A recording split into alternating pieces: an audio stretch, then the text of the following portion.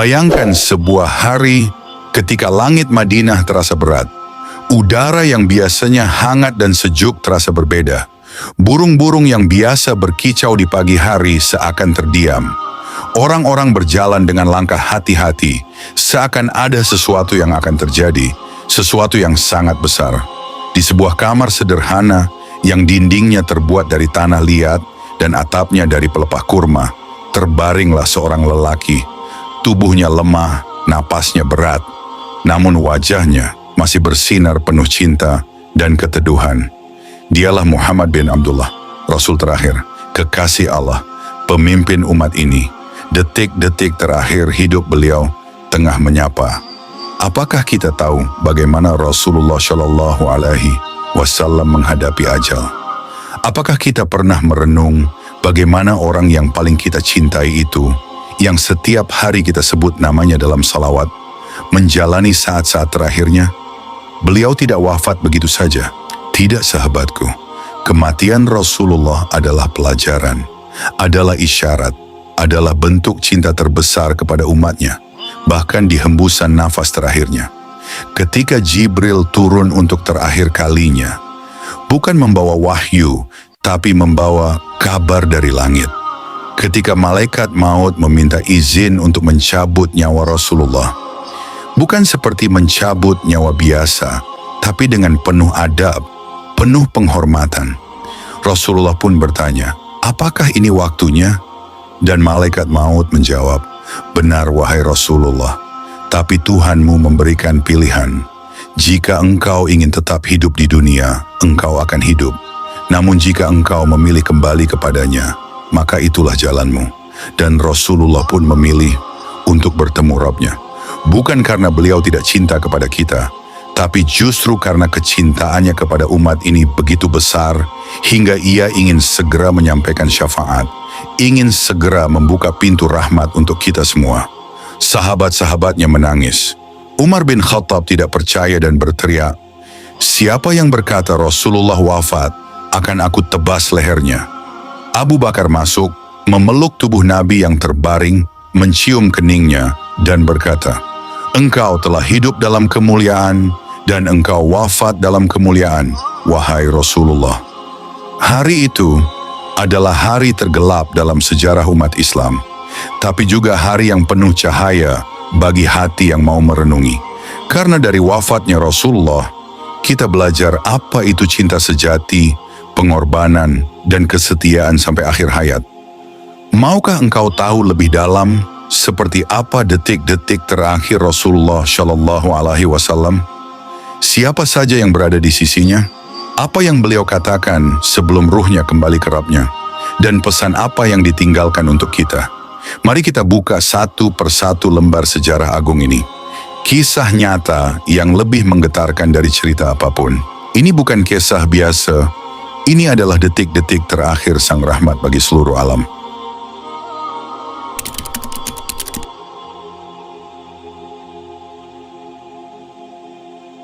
Hari-hari terakhir sebelum Rasulullah SAW wafat tidak datang secara tiba-tiba. Allah Subhanahu wa Ta'ala memberikan tanda-tanda seakan ingin mempersiapkan para sahabat dan seluruh umat Islam bahwa saat perpisahan sudah dekat. Namun, banyak yang belum benar-benar memahami isyarat itu sampai semuanya terlambat. Salah satu pertanda paling besar adalah turunnya ayat dalam surah Al-Maidah ayat 3. Pada hari ini telah aku sempurnakan untuk kamu agamamu, dan telah aku cukupkan kepadamu nikmatku, dan telah aku ridai Islam sebagai agamamu. Saat ayat ini diturunkan di Padang Arafah ketika Haji Wada, banyak sahabat bersyukur. Tapi Abu Bakar menangis. Ia memahami sesuatu yang tidak semua orang sadar. Jika agama telah sempurna, maka tugas Rasul pun hampir selesai. Jika tugas kenabian telah selesai, maka ajal pun akan segera tiba. Tangisan Abu Bakar bukan tanpa sebab. Ia adalah sahabat terdekat yang paling memahami jalan hidup Rasulullah. Dan kini ia menyadari perpisahan itu semakin dekat. Rasulullah tidak mengucapkan kata selamat tinggal secara langsung. Tapi dalam khutbah terakhirnya di Haji Wada, beliau menyampaikan pesan-pesan yang sangat dalam dan syarat makna seperti seseorang yang menyampaikan amanat sebelum kepergian. Wahai manusia, dengarlah baik-baik ucapanku, karena aku tidak tahu apakah aku akan bertemu kalian lagi setelah tahun ini. Ucapan itu membuat hati banyak sahabat terguncang, tapi tetap tak semua mengira bahwa Rasulullah benar-benar akan pergi. Beliau mengingatkan umat tentang pentingnya menjaga darah dan kehormatan satu sama lain, memuliakan wanita, menjaga amanah, dan berpegang teguh pada Al-Quran dan Sunnah. Semua itu adalah pesan-pesan akhir dari seorang pemimpin yang hendak meninggalkan umatnya. Beberapa hari menjelang wafatnya, Rasulullah pergi ke pemakaman Baqi' di tengah malam, ditemani oleh pembantunya. Di sana beliau mendoakan para penghuni kubur. Semoga keselamatan bagi kalian, wahai para penghuni kubur. Semoga Allah mengampuni kalian. Semoga kalian diberi ketenangan. Kami akan segera menyusul kalian. Kalimat itu mengandung isyarat yang sangat jelas bahwa Rasulullah sendiri merasakan bahwa ajalnya sudah dekat. Ia mengunjungi saudara-saudaranya yang telah mendahului seakan berpamitan dan menyampaikan bahwa beliau akan segera bergabung bersama mereka. Sekitar 2 minggu sebelum wafat, Rasulullah mulai merasakan demam tinggi yang luar biasa. Panas tubuhnya begitu tinggi hingga para sahabat yang menyentuh tubuhnya berkata, "Wahai Rasulullah, panas tubuhmu seperti 2 orang sekaligus yang sedang sakit." Beliau menjawab, "Benar, sesungguhnya aku diberi sakit 2 kali lipat dari orang biasa, agar pahala dan kedudukanku di sisi Allah juga berlipat." Meski tubuhnya diguncang demam dan sakit kepala yang sangat menyiksa, Rasulullah tetap berusaha mengimami salat, tetap memberi wasiat, dan tetap berusaha tersenyum kepada orang-orang di sekitarnya. Hingga akhirnya, ketika tubuhnya sudah terlalu lemah, beliau meminta agar dipindahkan ke rumah Aisyah. Dalam sebuah riwayat, pada hari-hari terakhir itu Jibril datang, bukan membawa wahyu seperti biasa, tapi ia hanya datang dalam keadaan murung, duduk di dekat kepala Rasulullah, diam. Rasulullah bertanya, "Wahai Jibril, mengapa engkau diam?" Jibril menjawab, "Wahai Muhammad, aku tidak lagi akan turun ke bumi setelah ini, karena tugasku sudah selesai." Mendengar itu, Rasulullah hanya diam, tapi air mata mengalir dari matanya, karena beliau tahu saatnya sudah sangat dekat. Dalam hadits Syahih disebutkan bahwa Rasulullah mendapat kabar dari Allah bahwa ia diberi pilihan, apakah ingin tetap hidup di dunia atau kembali kepada Tuhannya. Dan Rasulullah berkata, "Bersama Al-Rafuq Al-A'la, bersama kekasih yang maha tinggi." Itulah pilihan Rasulullah. Ia memilih akhirat, memilih untuk kembali ke sisi Allah, meninggalkan dunia yang fana, tapi dengan penuh cinta dan rindu kepada umat yang beliau cintai. Setiap langkah Rasulullah menjelang wafatnya bukanlah langkah biasa. Semuanya adalah pelajaran, isyarat, peringatan, dan juga panggilan cinta terakhir dari seorang nabi untuk umatnya. Jika kita benar-benar mencintai Rasulullah, maka kita harus memahami bahwa wafatnya beliau bukan sekadar kisah sejarah, tapi pesan mendalam agar kita bangkit, menjaga agama ini, dan terus meneladani sunnahnya hingga kelak kita pun kembali kepada Allah dan bertemu dengan beliau dalam keadaan dicintai.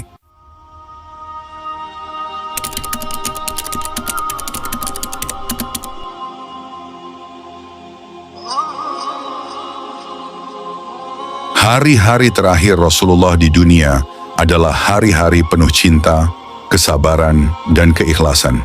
Setelah melewati masa sakit yang cukup panjang, beliau akhirnya memutuskan untuk tinggal dan dirawat di rumah istri yang paling beliau cintai, Sayyidah Aisyah binti Abu Bakar radhiyallahu anhuma.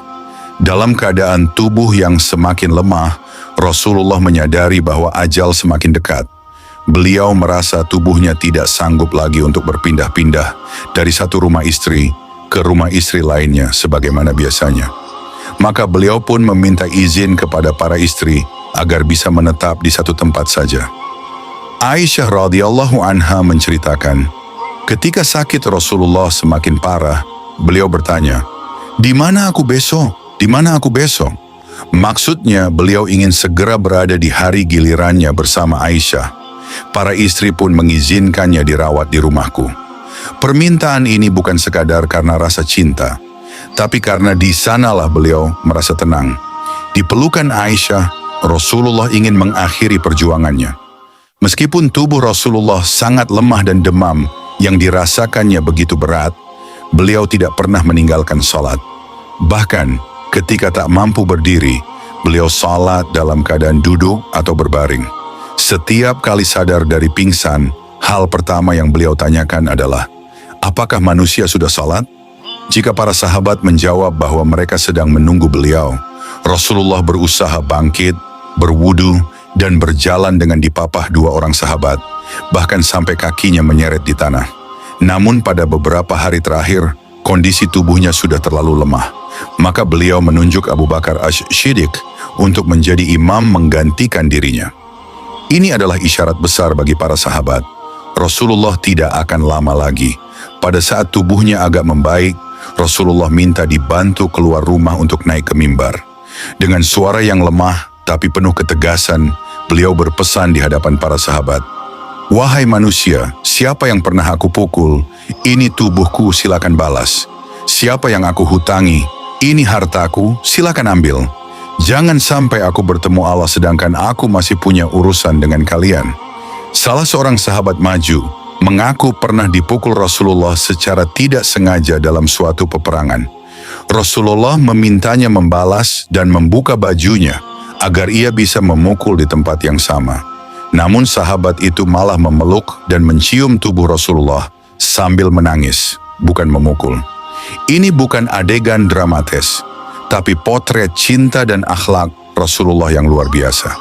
Bahkan dalam sakit dan menjelang ajal, beliau masih mengkhawatirkan keadilan dan hak-hak umatnya.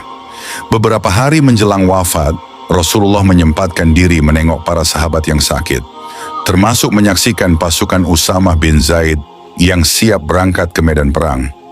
Beliau memberi semangat meski tubuhnya sendiri hampir tak bisa berdiri. Rasulullah juga menyampaikan wasiat-wasiat penting, agar umat Islam menjaga salat, tidak mempersekutukan Allah, tidak menjadikan kuburannya sebagai tempat ibadah, menyayangi para pembantu dan hamba sahaya, berpegang teguh pada Al-Quran dan Sunnah. Wasiat demi wasiat itu ditinggalkan dengan satu tujuan, agar umat ini tetap teguh di atas jalan yang lurus setelah kepergiannya. Detik-detik terakhir Rasulullah terjadi pada hari Senin, tanggal 12 Rabiul Awal tahun ke-11 Hijriah. Pada pagi harinya Rasulullah tampak lebih segar. Para sahabat yang sedang sholat subuh di masjid melihat wajah beliau dari celah tirai rumah Aisyah, dan mereka pun bergembira. Namun kebahagiaan itu hanya sesaat. Rasulullah segera jatuh lemah kembali. Aisyah memeluk beliau dan kepala Rasulullah bersandar di dadanya. Aisyah berkata, "Sungguh kenikmatan terbesar yang Allah berikan kepadaku adalah karena wafatnya Rasulullah berada di rumahku, di hariku, dan di pelukanku." Dalam pelukannya Rasulullah memandangi wajah Aisyah, lalu memandang ke atas, ke langit-langit rumah yang rendah. Bibirnya bergerak, lirih, menyebut, "Bersama kekasih tertinggi, bersama kekasih tertinggi," dan ruh yang paling mulia itu pun kembali kepada Allah, di tempat paling suci, di pelukan orang yang paling ia cintai. Hari-hari terakhir di rumah Aisyah adalah momen-momen penuh kelembutan dan pelajaran. Di sana, kita melihat Rasulullah bukan hanya sebagai seorang nabi, tapi sebagai manusia yang sangat lembut, penuh cinta, dan tetap setia kepada misi dakwahnya hingga detik terakhir. Beliau wafat dengan kepala bersandar di dada istrinya, dalam keadaan suci di rumah yang sederhana. Tapi cinta dan warisan yang beliau tinggalkan mengguncang dunia hingga akhir zaman.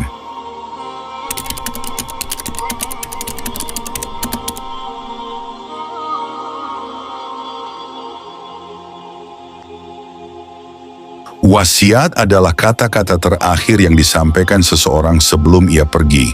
Dan jika yang berwasiat adalah nabi yang mulia, maka setiap kata yang keluar dari lisannya adalah cahaya petunjuk, darah perjuangan, dan warisan tak ternilai bagi umatnya. Rasulullah, meskipun dalam keadaan sakit dan hampir tidak mampu berbicara, tetap menyampaikan wasiat-wasiat penting hingga detik-detik terakhir hidupnya. Dalam sekaratnya, beliau tidak pernah memikirkan kekayaan, kekuasaan, atau dirinya sendiri. Yang beliau pikirkan adalah kita, umatnya. Itulah cinta seorang nabi yang agung.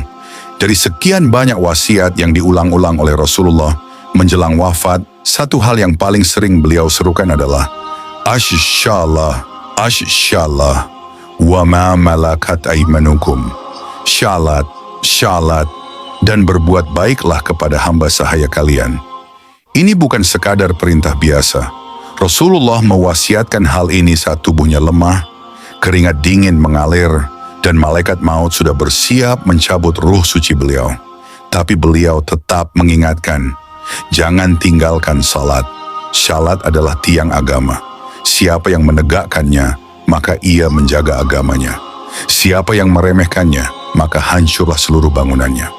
Dan siarlah betapa Rasulullah tidak hanya memikirkan orang-orang merdeka, tapi juga memperhatikan hamba sahaya. Bahkan di saat-saat akhir beliau menyeru umatnya agar memperlakukan mereka dengan kasih sayang dan keadilan.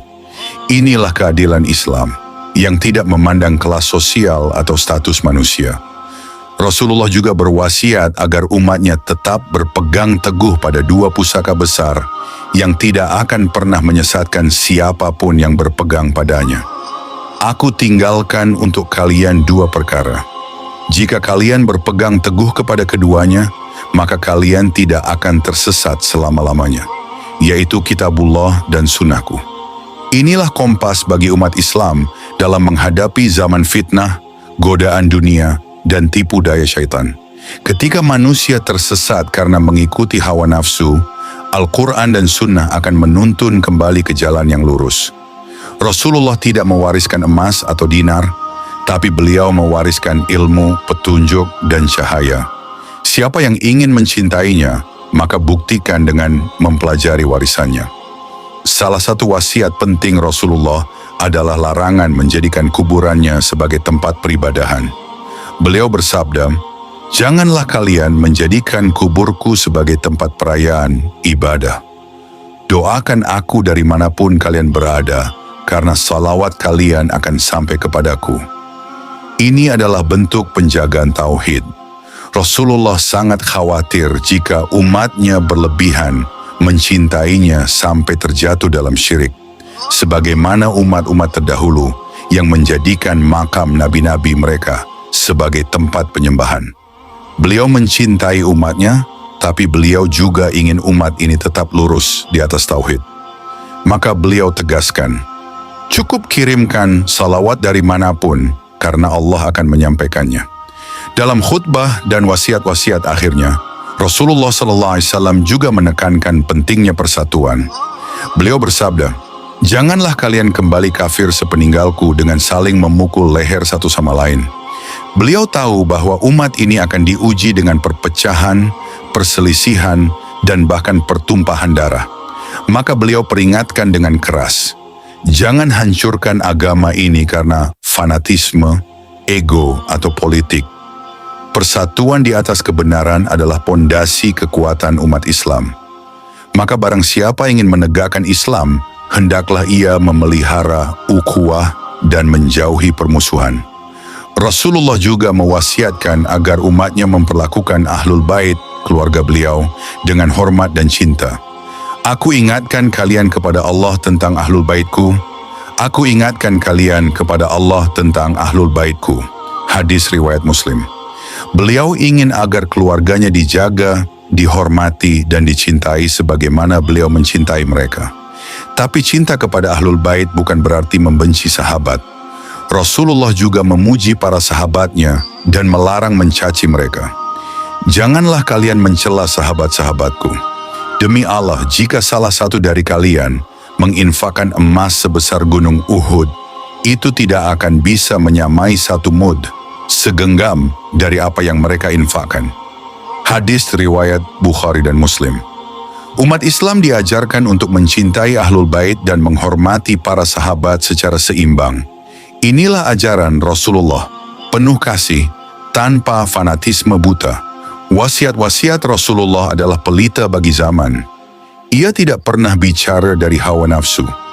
Semua yang beliau katakan adalah wahyu yang penuh hikmah. Maka barang siapa ingin hidupnya bercahaya dan matinya tenang, hendaklah ia menjaga wasiat-wasiat Nabi ini dengan sepenuh hati. Wasiat bukan untuk ditulis lalu dilupakan, tapi untuk dijaga dan diwariskan dari satu generasi ke generasi berikutnya.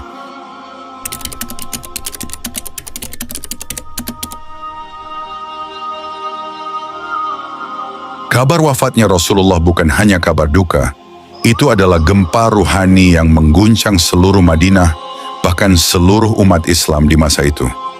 Sosok yang menjadi cahaya, penuntun, pemersatu, dan pelindung kini telah tiada. Langit seakan suram, bumi seakan runtuh, hati para sahabat hancur, dan air mata tak terbendung. Ini adalah kehilangan terbesar dalam sejarah manusia. Bukan hanya kehilangan seorang pemimpin, tapi kehilangan rahmat terbesar dari Allah untuk semesta alam. Pada pagi hari Senin, 12 Rabiul Awal tahun ke-11 Hijriah, Rasulullah tampak lebih segar. Para sahabat yang sedang salat subuh di masjid, dipimpin oleh Abu Bakar, melihat wajah beliau dari celah tirai rumah Aisyah. Senyum beliau bersinar seakan memberi isyarat bahwa semuanya baik-baik saja. Para sahabat mengira Rasulullah akan sembuh. Mereka bergembira, bahkan Umar bin Khattab mengira beliau akan keluar ikut salat.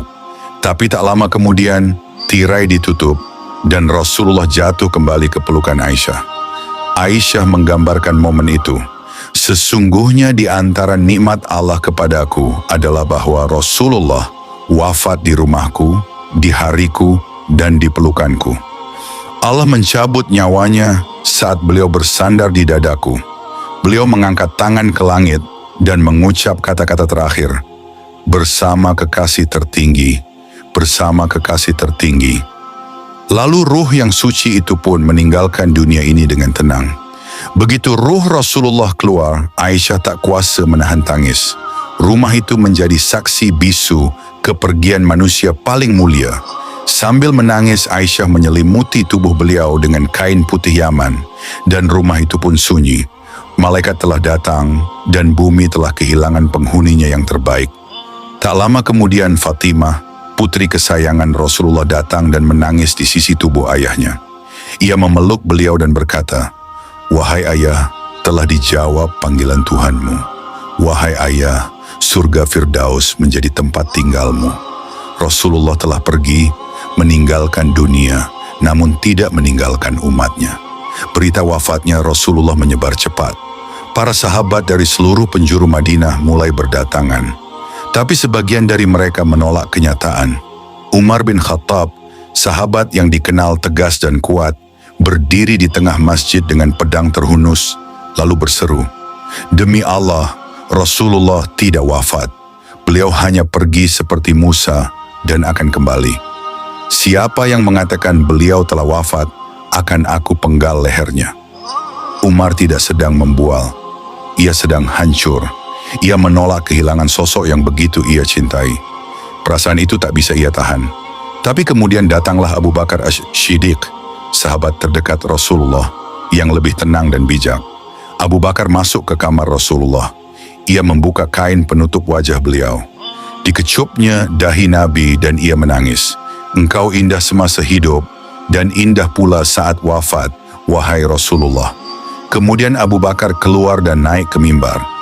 Ia menenangkan umat yang guncang dengan kalimat yang kemudian menjadi tonggak keimanan. "Barang siapa yang menyembah Muhammad, ketahuilah bahwa Muhammad telah wafat.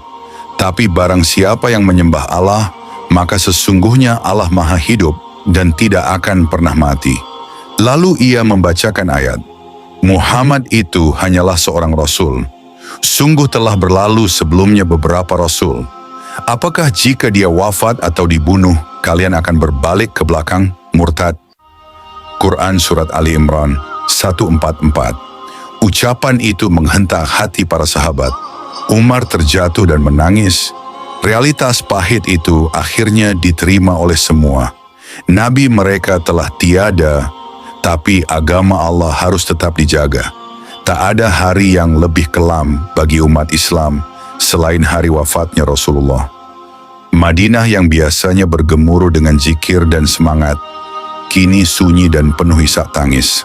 Anas bin Malik berkata, "Hari paling terang dalam hidup kami adalah saat Rasulullah datang ke Madinah, dan hari paling gelap adalah saat beliau wafat. Selama 3 hari, umat Islam berkabung. Suara takbir dan tangisan bercampur. Banyak sahabat kehilangan semangat. Sebagian bahkan merasa dunia sudah tidak berarti lagi. Namun di tengah kesedihan itu, para sahabat mulai menyusun barisan. Jenazah Rasulullah harus dimakamkan dan kepemimpinan umat harus diteruskan. Sebab perjuangan belum selesai, Rasulullah telah wafat. Tapi risalahnya harus hidup sampai akhir zaman. Wafatnya Rasulullah bukan akhir dari Islam. Justru di sanalah ujian terbesar dimulai. Apakah umat ini akan tetap teguh setelah kepergian Nabi? Ataukah mereka akan tercerai-berai? Rasulullah telah menunaikan tugasnya. Beliau telah menyampaikan wahyu, menegakkan syariat, dan menyatukan umat. Kini giliran kita, umatnya, untuk menjaga warisan itu dengan darah dan air mata.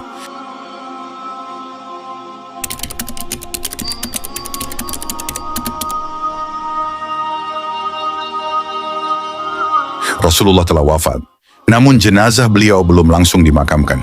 3 hari berlalu dalam suasana duka dan kehati-hatian.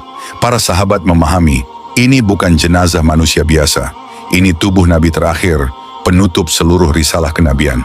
Maka setiap langkah harus disertai ketulusan, kecermatan, dan rasa cinta yang paling dalam. Salah satu pertanyaan pertama yang muncul adalah, di mana Rasulullah akan dimakamkan? Sebagian sahabat mengusulkan agar beliau dimakamkan di Masjid Nabawi, sebagian lagi ingin di Baqi, pemakaman utama di Madinah. Namun Abu Bakar menenangkan semuanya dengan satu kalimat yang menjadi petunjuk. Aku mendengar Rasulullah bersabda, tidaklah seorang nabi wafat kecuali dimakamkan di tempat ia wafat. Maka diputuskan, Rasulullah akan dimakamkan di kamar Aisyah, tempat beliau menghembuskan napas terakhir. Sebuah kamar kecil, sederhana, namun kini menjadi tempat peristirahatan manusia termulia. Jenazah Rasulullah tidak dimandikan seperti biasa. Para sahabat bingung, haruskah beliau dibuka bajunya? Tapi kemudian mereka tertidur dan mendapat mimpi yang sama. Mandikan beliau tanpa melepas bajunya. Maka dilakukanlah proses pemandian jenazah beliau oleh kerabat terdekat, Abbas, Ali bin Abi Thalib, Usamah bin Zaid, dan Fadl bin Abbas. Mereka menyiramkan air dan menggosok tubuh beliau dari luar pakaian. Setelah itu jenazah Nabi dikafani dengan 3 helai kain putih yang sederhana, tanpa baju, tanpa penutup kepala. Tak ada kemewahan, tak ada istimewa secara duniawi, tapi seluruh langit dan bumi bersaksi, ini adalah jenazah manusia termulia, kekasih Allah. Biasanya jenazah disyalatkan oleh satu imam dan jamaah, tapi tidak untuk Rasulullah. Para sahabat sepakat, tak seorang pun yang layak menjadi imam di hadapan jasad Rasulullah. Maka mereka masuk secara bergelombang, kelompok demi kelompok, untuk mensalatkan beliau tanpa imam. Pertama datang laki-laki, lalu para wanita, lalu anak-anak. Semua menunduk dalam isak tangis, memanjatkan doa untuk kekasih mereka. Tidak ada waktu yang pasti tercatat berapa banyak yang menyalatinya. Tapi hampir seluruh penduduk Madinah, satu persatu, datang untuk memberikan penghormatan terakhir. Syalat jenazah itu bukan hanya penghormatan, tapi juga bukti cinta dan kesetiaan. Pada malam Rabu, 3 hari setelah wafatnya, lubang kubur digali oleh Abu Talha. Jenis liang lahat dipilih sebagaimana yang biasa digunakan oleh orang-orang Madinah. Ali bin Abi Thalib, Allah bersama Abbas dan kedua putranya, Fadl dan Qutham, serta Usamah bin Zaid dan Syukran, mantan budak Nabi, turun ke liang lahat. Dengan perlahan jenazah Rasulullah diturunkan ke bumi. Tidak ada bacaan talqin, tidak ada tahlilan, tidak ada seremoni. Yang ada hanyalah air mata dan zikir dalam diam. Tanah mulai ditimbun, satu genggam demi satu genggam, hingga akhirnya liang itu tertutup sempurna. Dunia pun resmi berpisah dengan jasad manusia termulia. Rasulullah tidak mewariskan istana, tidak meninggalkan kebun, tidak menyimpan emas. Bahkan pedang dan baju besinya pun digadaikan saat beliau wafat. Yang beliau tinggalkan hanyalah wahyu, sunnah, dan umat yang terdidik. Sesungguhnya para nabi tidak mewariskan dinar dan dirham, tapi mereka mewariskan ilmu. Barang siapa yang mengambilnya, ia telah mengambil bagian yang besar. Hadis riwayat Tirmizi. Maka warisan Rasulullah bukan hanya untuk para sahabat, tapi untuk kita semua. Kita adalah pewaris dari risalah besar ini. Bila kita mengaku mencintai Rasulullah, maka buktikan dengan menjaga agamanya. Jadilah generasi yang melanjutkan dakwah, menjaga Al-Quran, membela sunnah, dan mempererat ukhuwah. Wafatnya Rasulullah adalah pelajaran besar, bahwa sehebat apapun manusia, ia akan pergi. Tapi yang abadi adalah perjuangan dan pengaruhnya. Kita semua akan menyusul, tapi yang membedakan adalah apa yang kita bawa menghadap Allah. Rasulullah telah menunaikan tugasnya dengan sempurna. Tinggal kini, tugas kita menjaga dan meneruskannya. Jadikan hidup kita bagian dari perjuangan Islam. Jadikan lisan kita penyambung kebenaran. Jadikan amal kita sebagai syafaat saat bertemu Rasulullah di telaga nanti. Semoga saat ajal menjemput kita, kita bisa tersenyum seraya berkata, "Ya Rasulullah, aku telah menjaga warisanmu. Aku telah berjalan di jalanmu. Kini izinkan aku menjadi bagian dari umatmu di surga." Amin ya Rabbal Alamin. Kisah wafatnya Rasulullah bukan sekadar kisah duka. Ia adalah panggilan, sebuah seruan agar kita bangkit. Sebab perjuangan ini belum selesai. Risalah Islam masih hidup dan kita semua adalah penerusnya. Semoga hati kita selalu terikat dengan cinta Rasulullah dan semoga kelak kita layak menjadi umatnya yang setia hingga akhir hayat. Allahumma shalli ala Muhammad wa ala ali Muhammad.